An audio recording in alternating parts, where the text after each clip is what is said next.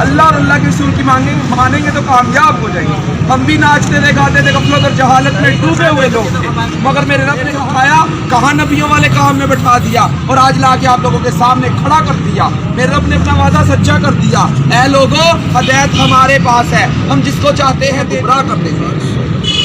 اے لوگوں عزت کے خزانے ہمارے پاس ہیں، ہم جس کو چاہتے ہیں ذلت کے نقشوں میں عزت پہنچا دیتے ہیں اور جس کو چاہتے ہیں عزت کے نقشوں میں ذلیل کر دیتے ہیں۔ وہی ہے وَتُعِزُّ مَن تَشَاءُ وَتُذِلُّ مَن تَشَاءُ، اس کے علاوہ کوئی ذلیل کرنے والا نہیں۔ کیسے کیسے لوگ آ کے سمجھا رہے ہیں، ابھی بھی نہیں سمجھیں گے تو پھر کب سمجھیں گے؟ اللہ تو ناچنے گانے والوں کو بھیج رہا ہے۔ اللہ کہے گا میں نے علماء بھیجے، مفتی بھیجے، قاری بھیجے، دین کے دائی بھیجے، حتیٰ کہ ناچنے گانے والوں کو بھی حد میں کھڑا کر دیا تھا اور وہ بھی یہی کہہ رہے تھے، اے لوگوں اللہ کے حکموں کو مان لو، نبی کے طریقوں پر چل لو، اسی میں کامیابی ہے۔ تو میرے بھائیوں دین کی بنیاد ہے کلمہ، ہم سب نے کلمہ پڑھا ہے، لا الہ الا اللہ محمد الرسول اللہ۔ اس کا مطلب ہے کہ اللہ کے سوا کوئی معبود نہیں، حضرت محمد صلی اللہ علیہ وسلم اللہ کے رسول ہے۔ وہ معبود برحق جس کی ہم عبادت کرتے ہیں وہ اللہ ہے، جس کے آگے ہم سجدہ کرتے ہیں وہ اللہ ہے، جس نے ہمیں ماں کے پیٹ میں رزق دیا وہ اللہ ہے، جس نے ہمیں دنیا پہ بھیجا ہے وہ اللہ ہے، جو ہمیں دنیا پہ رزق دے رہا ہے وہ اللہ ہے، جس کی طرف ہم نے لوٹ کر جانا ہے وہ اللہ ہے، جو پہاڑوں کا نظام چلا رہا ہے وہ سمندروں کا نظام چلا رہا ہے وہ اللہ ہے، جو تخت السرا سے لے کر عرش معلیٰ کا نظام چلا رہا ہے وہ ایک اللہ تعالیٰ ہی کی ذات ہے۔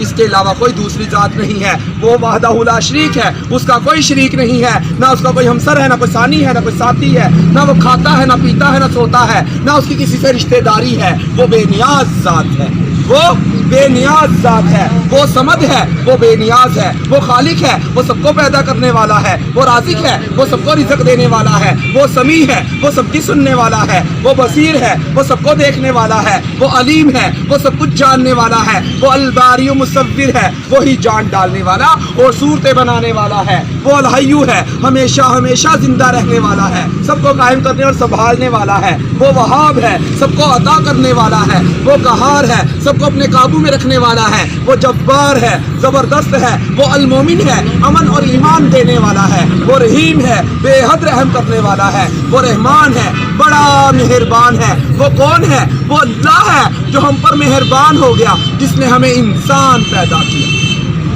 جس نے ہمیں انسان پیدا کیا۔ لوگوں نے ہمیں ہجڑا کہا، خسرا کہا، کھدڑا کہا، کنجر کہا، مگر میرے رب نے کہا جیسا کیسا تیسا ہے، میرا ہے، میں نے بھیجا، انسان بنایا اور قرآن اٹھا کر لوگوں کو بتایا، والتین والزیتون وطور سینین وہذا البلد الامین۔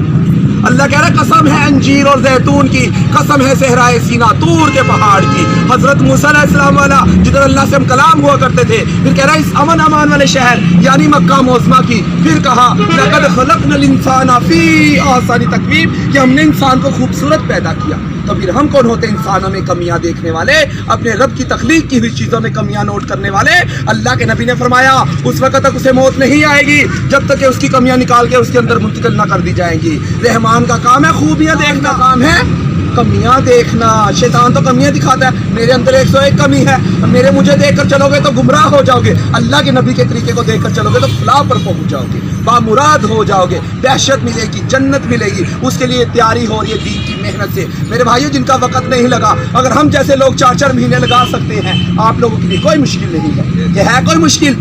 اگر آپ لوگ نہیں کام کرو گے پھر اللہ ہم جیسے کو ہدایت دے کہ ہم سے دین کا کام لے رہا ہے۔ اللہ تو کسی کا محتاج نہیں ہے، ہم سب ہدایت دے کہ ہم سے دین کا کام لے رہا ہے۔ اللہ تو کسی کا محتاج نہیں ہے، ہم سب اللہ کے محتاج ہیں۔ قرآن پاک میں پڑھ رہے ہیں نا، الم تر کیف فعل ربک باصحاب الفیل، کیا تمہیں معلوم نہیں، کیا تم جانتے نہیں تمہارے رب نے صحاب فیل کے ساتھ، ہاتھیوں کے لشکر کے ساتھ، ابراہ کے لشکر کے ساتھ کیا معاملہ کیا؟ پرندوں کے ذریعے، ابابیل کے ذریعے، اور بیت اللہ شریف کی حفاظت فرما کر دکھائی۔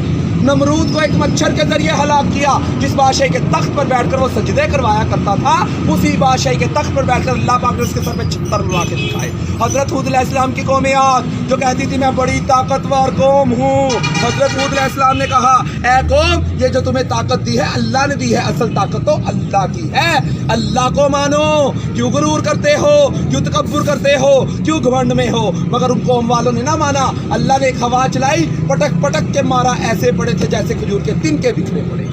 تو میرے بھائیوں اب کسی نبی نے نہیں آنا، چاروں طرف دینی کی آگ لگی ہوئی، चारों तरफ बेदीनी के हम जैसे चेहरों पे सुन्नत सजा सकते हैं आप लोगों के लिए, कोई मुश्किल नहीं। हमारे सरों पे दुपट्टे थे, अल्लाह ने अमामे सजा दिए। चेहरों पे मेकअप सजाते थे, नबी का नूर सजा दिया। पाँव में घुंघरू बांध के नाचा करते थे, अल्लाह ने अपने रास्ते के लिए कबूल फरमा लिए। हर चीज़ इज्जत रह जानी है और दाढ़ी मुबारक कब्र में भी साथ जानी है। दाढ़ी मुबारक कब्र में भी साथ जाती है। आज हमारी नौजवान नस्ल किधर जा रही है, हमने कभी सोचा है?